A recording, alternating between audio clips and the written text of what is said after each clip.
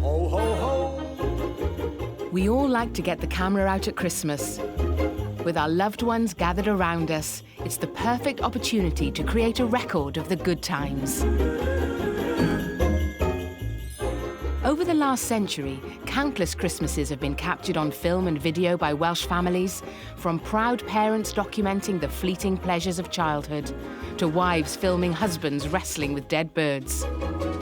Too often, these Christmas home movies lie abandoned in our attics or forgotten on our hard drives.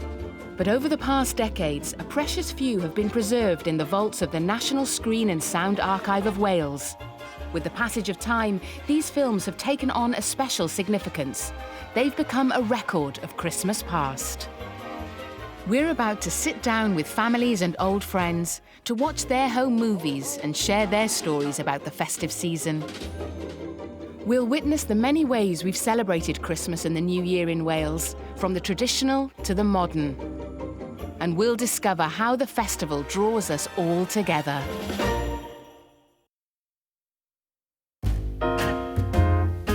For generations of families, Christmas has been a time to gather together, to give and to share. Our home movies of the season document not the religious festival of church and chapel, but the Christmas of hearth and home.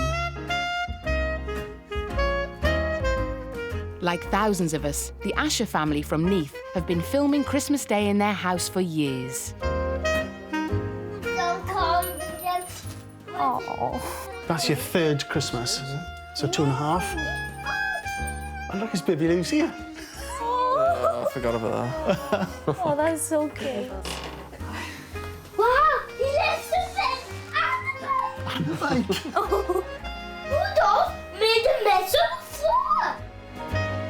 Catching that first excitement and Amelia bouncing and screaming and excited. It's just, you can't replay things like that. Oh, well. Oh, hello there.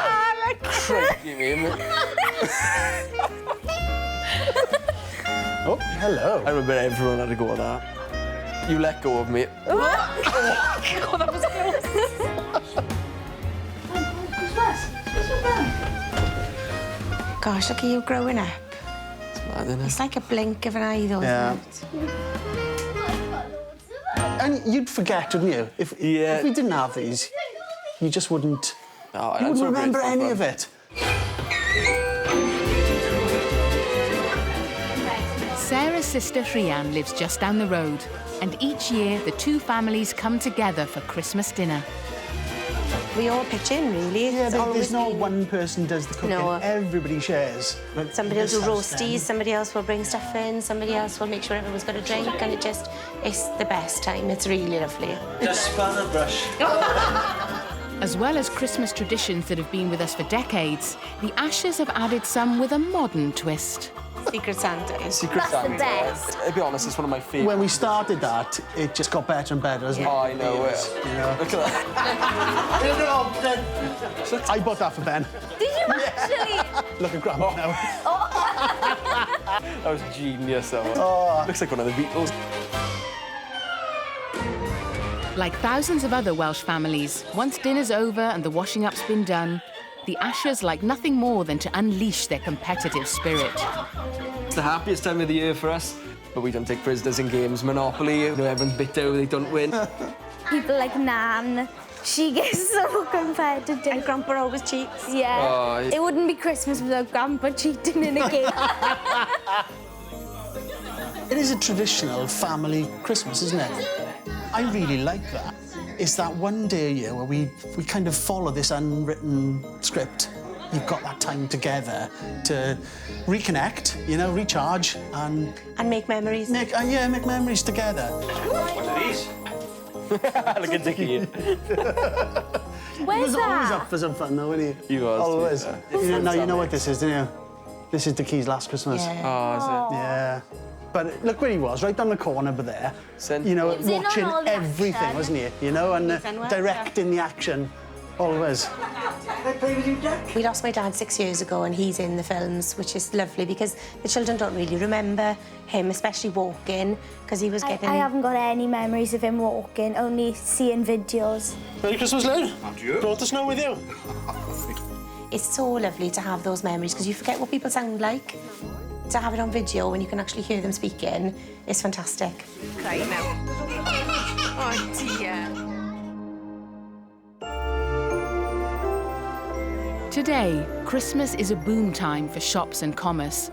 We're encouraged to spend freely and shower our loved ones with the very best that money can buy. But it wasn't always that way. For a child growing up in the South Wales valleys in the 1950s, Christmas was a much more modest affair, as Patricia Hayes from Pontypridd knows. My mother used to have the big stocking of my father's. It used to be maybe an apple, an orange, a couple of nuts and a couple of sweets. Didn't have a lot, but we enjoyed. Patricia's father, Evan Morgan, was a keen cine enthusiast, and one of the special occasions he filmed was a trip to spend Christmas with extended family. This Christmas we went up to visit my auntie and uncle. And that's my father, giving his mother a kiss. My gran, my uncle and Father Christmas, and Father Christmas having a drink. Another drink again, and all having a drink again. On Christmas Day, Evan Morgan was up first thing with his camera to record all the excitement. Was it in the morning, coming down? Oh, my cousins looking underneath the tree and opening all the presents. And me looking to see if there's any more underneath for me, but there wasn't. We had to go to church and then come back then, and they cooked all the chickens and whatever they had, the meat and that, and sit around the big table. And my mother and my gran used to do a lot of cooking, the apple tarts and the fruit cakes and mince pies. With no television in the house, the after-dinner entertainment was strictly do-it-yourself, and Patricia's family weren't shy when it came to doing a turn. Oh, they put it on a concert, they are. We used to have a sing-song. My uncle used to play the piano with one finger. My father used to play the banjo. We just made our own entertainment, enjoyed, and not a lot to drink. My father behind. Don't know what they were singing, mine.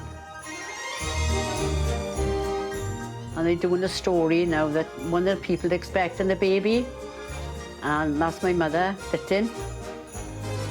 Waiting patiently now for the baby to come. I think making sure that she's comfortable. And that's Auntie Gwyneth. How she got in the basket, I'll never know. Oh, gosh. Like all the best variety shows, the Christmas entertainment featured a magic act. And he's going to do all the tricks now with a Welsh hat. And he's going to have a drink. Oh, he's vanished again. And then Uncle Justin disappears and the show is over.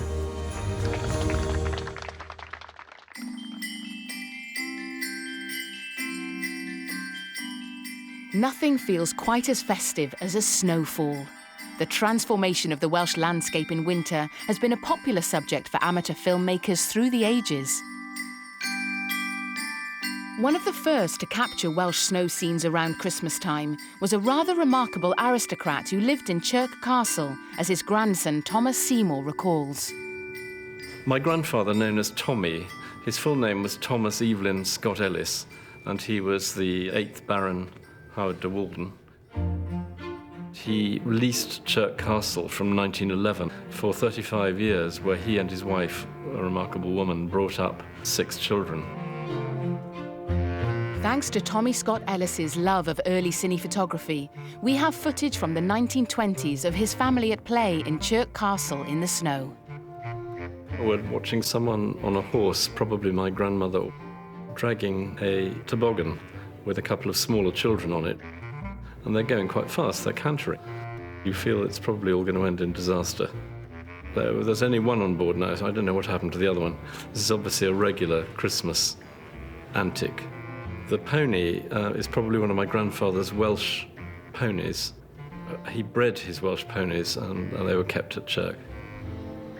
Some strange game which my mother has told me of, which looks as if it's all about trying to get to a particular point without being caught by somebody. Obviously a large cast, being a castle where they could have plenty of people to stay. That looks a little like my mother in front there, which probably suggests it might be back in the early 1920s. I think that's my grandmother on the right. Well, they're competent. You wouldn't say they were Torvill and Dean.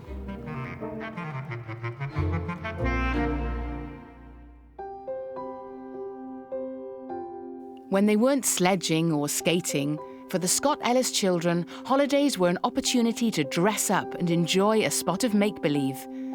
Their father adored the fantasy world of the theatre, and thanks to him, Christmas at Chirk Castle was something truly special. The main item on the agenda at Christmas was the pantomime. My grandmother persuaded my grandfather, who had been very sad after the end of the First World War for quite a while, to start writing them for his children. Thomas Scott Ellis wrote and staged a series of 6 pantomimes for family and friends at Chirk Castle. Here we have The Beauties and the Beast. First, and let us hope, only performance, he says. The photograph shows us my grandfather cross-legged on the right and heavily bearded. And then we see in lighter dress 3 of the daughters. Costumes by Bruce Winston, who was in the drama world in London, and he would come up and stay and bring the costumes with him.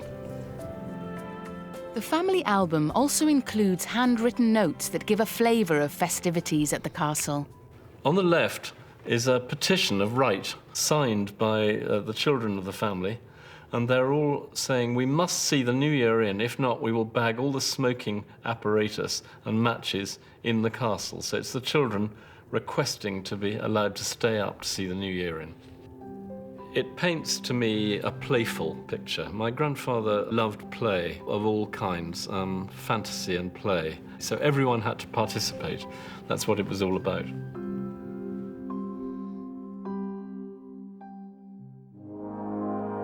Most people in Wales celebrated Christmas in a simpler fashion. In the village of Clydach Park in the Clydach Valley, festivities centred around the chapel. Today, a group of old friends have returned to Ellyn Baptist Chapel to watch a Christmas home movie from the 1950s. For the children who worshipped here, the highlight of the year was the Christmas party in the chapel vestry. We'd have a party, yeah? Yes, absolutely. And then they used to listen for Father Christmas, coming from the bottom of the hill, coming into the village, and we'd listen to the bells coming.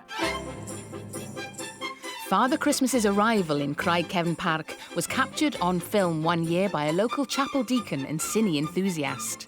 My dad, Islwyn Griffiths, his love and hobby was anything to do with photography or cine. It was his passion. Mae'n cor slein, ydyn. Pwy oedd Sean Carn Boys, rwy'n cofio? Dwi ddim yn cofio, ond fi'n gwybod beth y ceffyl. Ie. Taffi Nantamilwr oedd y ceffyl. I ti na Gaynor? Odw fi'n mewn sawl man yn rhywle. Cael Gaynor yn y cefen yna. Na when do you know? Fi'n edrych mor brysur. We knew everybody in the village. Oh, yes. We were related to most people anyway. Yeah. It was a very happy place. Yes. We'd always try and guess who's the Santa Claus, who's the Father Christmas. For the children of Clydach Park, Father Christmas's arrival at the chapel was a moment of great excitement. It was crowded, yeah. People were standing as well, yeah? And he'd be in the front then, and we'd go one by one to have our present and to speak to Father Christmas. Yes.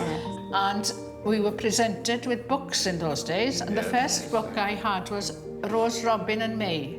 Well, that's what you had in those days. You didn't have a lot of toys, really. Well, it was the age of innocence, really.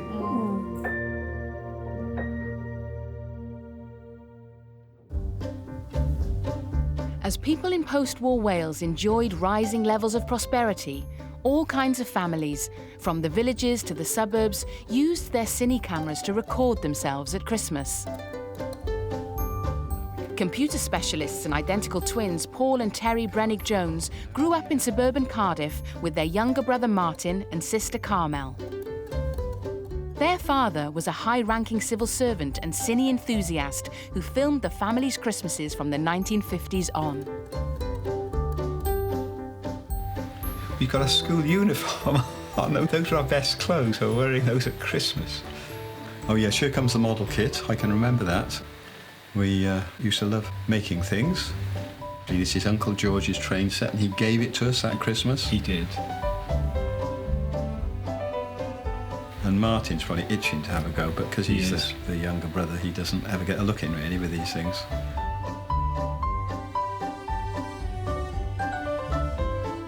Christmas every year we had to write our thank you letters, didn't we? Yeah.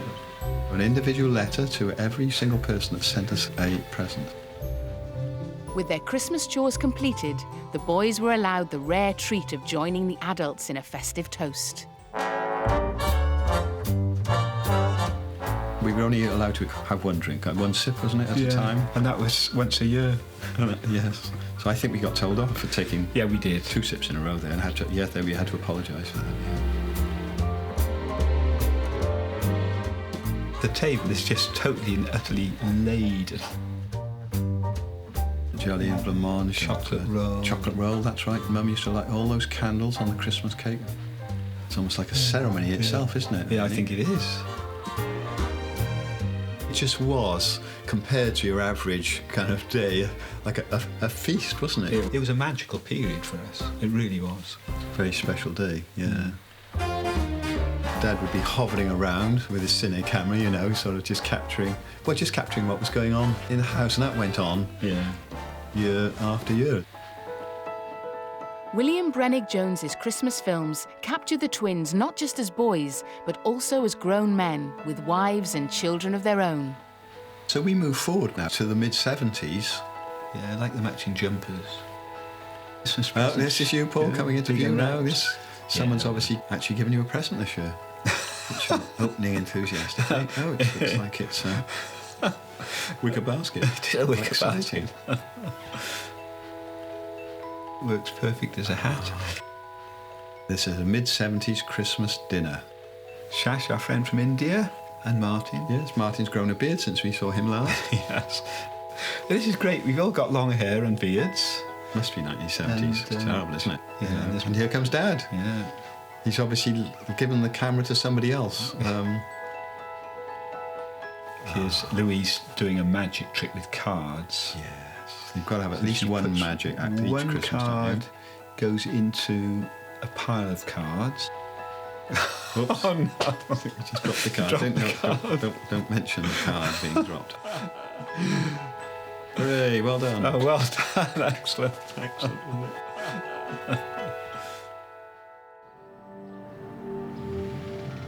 The hilltop village of Llangynwyd near Maesteg has drawn film crews and amateur filmmakers for years to catch a glimpse of the ancient folk custom that takes place there at the turn of the year. Gwyn Evans is one of the last men keeping the tradition alive in the village. Today he's come to a local pub to meet up with old friend Wayne Howells and enjoy some old films. That's William Davy Gilbert there, look. Down in Mock Major's house, down in Clydach, that is. For centuries in Llangynwyd, the year's turn has been marked by the appearance of a horse-headed figure known as the Mari Lwyd. Every new year, this strange beast and her companions would call in at local farms and pubs. At each doorstep, they'd sing a song, arguing to be let in. He's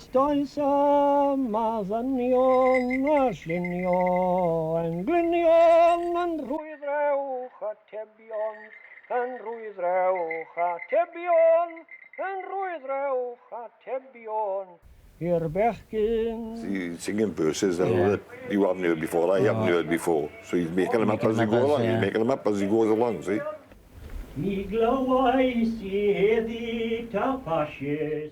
Those inside the house would respond with verses of their own, and this battle of song and wit determined whether the Mari and her party would gain entry. Once you can't answer, then they let you in. Yeah. And if he can't keep going, he'll have to walk away, you see. For years, it was Gwyn's family who carried on the tradition of the Mari Lwyd in Llangynwyd. Here I am, going to put the horse's head on. There's my father. He dressed up now in his black coat and top hat. Gwyn's father, Llangynwyd, had been accompanying the Mari Lwyd around the pubs and homes of the area since he was a boy. But I think this is the year before my father passed away, I think.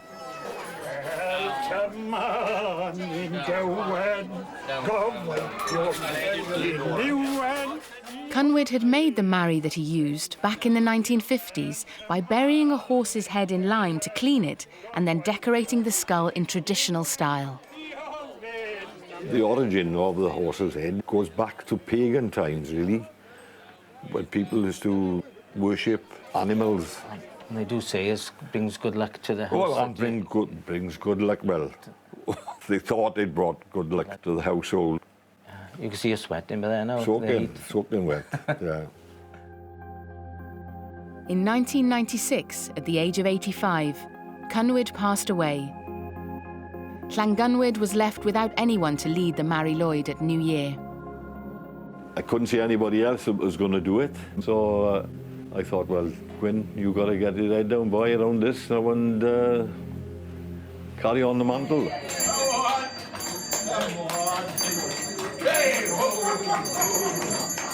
My Mari Lwyd yma, llawn sir ar yw fanna,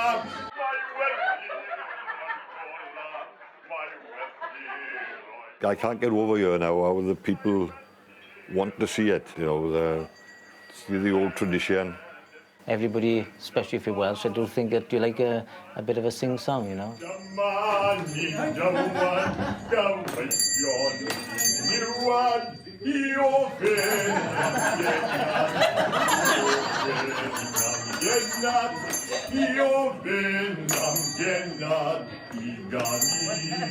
New Year's Eve means everything to me because of the tradition of the Mari Lwyd. I think it's something that the village itself should not lose it. And hopefully I will keep it going until the day I die. As the years pass, the growing worth of our family's Christmas films becomes their power to reveal to us long-forgotten moments and well-loved faces from our past.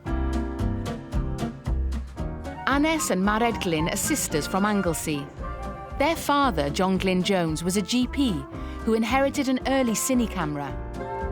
This is the first time they've ever seen the films he shot of their childhood Christmases. efo'r gwad. Nain a taid nefyn. Dwi'n ma'n cofio gweld y ffilm yma. Na, dwi'n ma'n cofio gweld hwn y blaen. Taid. Gosh. Rickets. Ie, dad o'n torri na ta. Dad o'n torri gwell. O'r sgwtr, mae rai bych chi wedi cael. O, eich wedi cael Nadolig. I'r teli heb asio. Sgafano. Bai wedi cael ffrogiau newydd yma. Mam wedi gwneud y ffrogiau yma. Ie, dwi'n cofio hynna. My mother, she loved Christmas. She was a perfectionist, so she wanted everything to be perfect, you know. So she worked very hard. And she used to be up at all hours. Yes, yeah. She always used to make us new clothes. Yeah. Family and Christmas were very important to her. The Christmas scenes filmed by Annes and Mared's father reflect the pleasures of a simpler time. Now we have this big run-up to Christmas, you know, and that didn't happen when we were children at all. That's what made it such a special time, because it wasn't diluted, was it? For the sisters, Christmas Day was particularly precious because of their father's work as a GP. We didn't see a lot of him, to be honest, only on the weekend, maybe. And he worked on the weekend as well, didn't he? So it was nice to have time with him, really. So specs ar ei cynta, ges i'n 6 oed gyda. National Health. Cynna dwi wedi dechrau bita cyn pawb arall. A do'n i'n hyn, dydyn, dipyn hyn yn hwn. O, dad! Oedd wastad cael y coes. Henry VIII. A local doctor like John Glyn Jones was an important figure in a rural community, and at Christmas, people expressed their appreciation for all he'd done for them over the year. Grateful patients used to come to the door with presents from my father, and pheasants used to arrive around Christmas time. We used to have the tree from Newborough Forest every year. Unofficially, I think. Unofficially, I think, yes, from a grateful patient.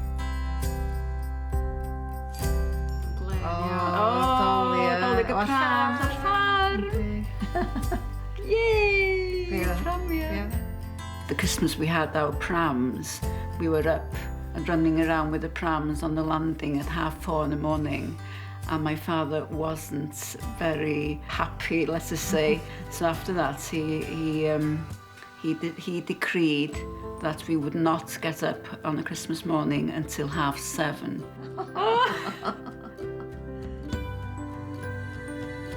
Oh, sbia chdi. Sbia fi, smalau gwffio fo. Oh, we were close, weren't we?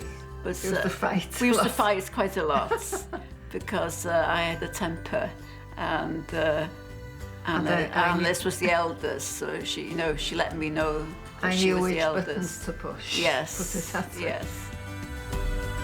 In the years since they were filmed, Annes and Marid's Christmas home movies have become an invaluable record of a time long gone. Obviously, there's happy memories, but tinged with sadness because the people who are watching aren't with us anymore. You know, like the film of our grandparents, because I don't remember them all that well. So it's nice just to have opportunities to see them again.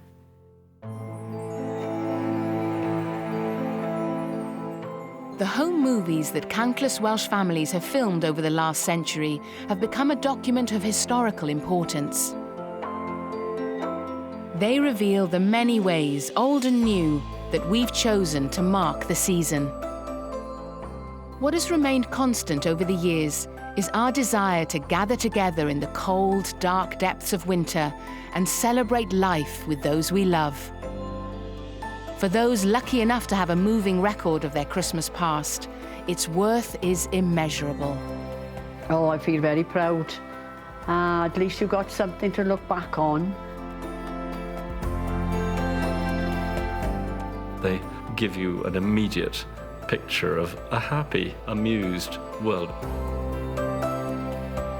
Well, it's a record, really. Record of a period of time which is gone. It's real history. It really is family history. It's priceless. Neil has filmed it, started off from when they were absolute babies, and it feels like it's gone in a flash. It's just gone, it's flown by. I can't believe that it's been like, Joe's nearly 17, Amelia's almost 14, and it feels like yesterday. And it's so lovely being able to watch it all back.